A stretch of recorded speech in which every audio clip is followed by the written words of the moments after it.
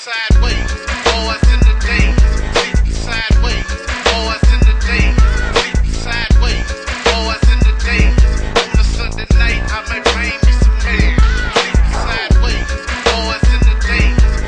Sideways, boys in the days.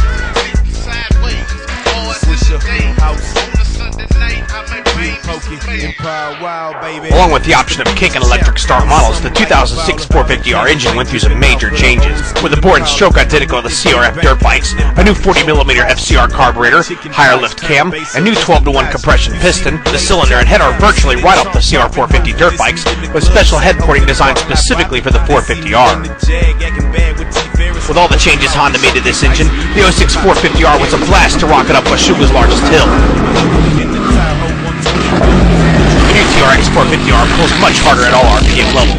This is especially noticeable when exiting corners. With its quicker responding engine and more willingness to rev, jumps exiting corners should be much easier on the 2006 450R. But don't worry, the motor's still pure Honda, smooth from bottom to top. Honda also improved the lower gear ratios in the transmission for 2006, making second gear starts easier and improving the transmission's overall usability on the track and in trail situations. To sharpen up the 450R's handling, the new Honda received tougher A-arms, solid spindles as opposed to the hollow ones in 2005, tougher steering knuckles, more rigid hubs, and the upper ball joints were moved in slightly to retain a positive camber throughout the suspension stroke. The front shocks were also given a stiffer spring rate, while suspension travel remains the same at 8.4 inches. Out back, the R swing arm has been lengthened 15mm, suspension travel has been lengthened from 9 to 9.3 inches, and the linkage has been revised to match. While this mildly longer swing arm may aid slightly in cornering, it's still not the same plus 1 1/4 setup that most aftermarket companies were referring racers to last year. Chances are, you'll still be looking for a swing arm for your 450R if you're taking it to the motocross track. When jumping, the 450R suspension retains that plush forgiving feel that the machine had in 05. The machine's suspension felt excellent rhythming through the whoop section on Washuga's motocross track. Elsewhere on the track, the suspension did an excellent job of absorbing small to medium-sized hits. With square-edged bottoms, this nasty set of rollers was a lot harder to get through than it looked. The extra plush suspension of the 450R helped make it easier. With 150-pound Cody Smith on board, the 450R suspension was able to absorb this huge drop-off. While the suspension didn't bottom terribly hard under Cody's weight, after he used every bit of the travel, we can only imagine how much more the suspension would have been taxed with a 200-pound rider on board.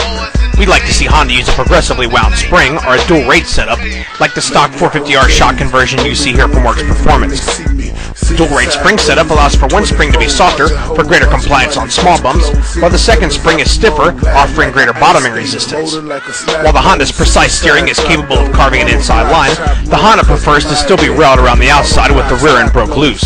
Unfortunately, trying to take the inside line in 2006 still results in more two-wheeling than we'd like. The tires that Honda continues to choose for plush trail performance have too much sidewalk flex for cornering and motocross speeds. Fortunately, a simple switch to a set of lower profile aftermarket tires will go a long way in curing this problem. With a mild overall improvement in handling and a significant increase in engine performance, the Honda 450R should remain a very competitive 450 high-performance mount for the 2006 season. Making the deal even sweeter for potential 450R owners, this $359 HRC kit boosts the machine's power output to an astonishing 50 horsepower.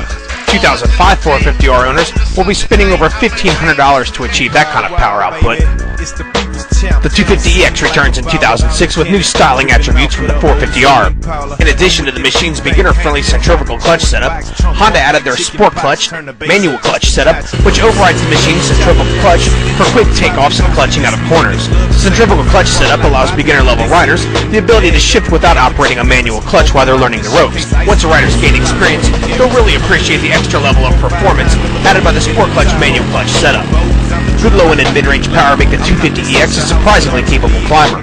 While we usually think of the 250EX as a fun little woods mount, its well-laid-out gearbox and willingness to rev make it a blast to throw around in most any environment.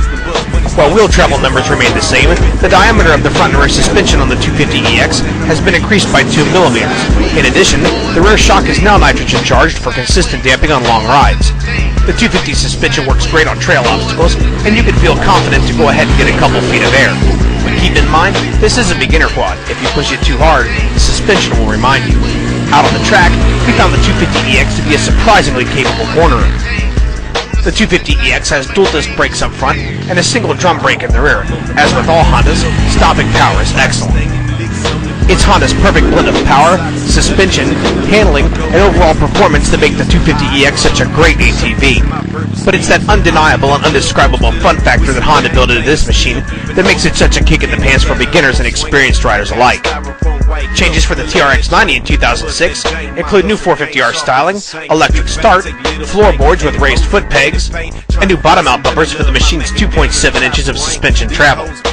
While we were happy to see Honda update the TRX90, we were pretty disappointed that Honda didn't increase the suspension travel or add a dual A-arm setup to the front of the machine.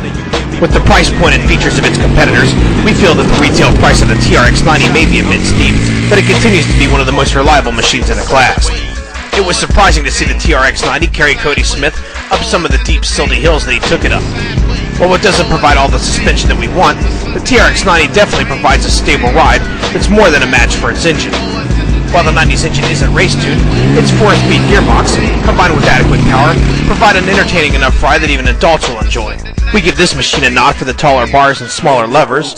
With enough power for stoppies, the brakes can definitely bring the TRX90 down from speed. And although it's not all we hoped it would be, it's still definitely one of the best bikes in the 90 class.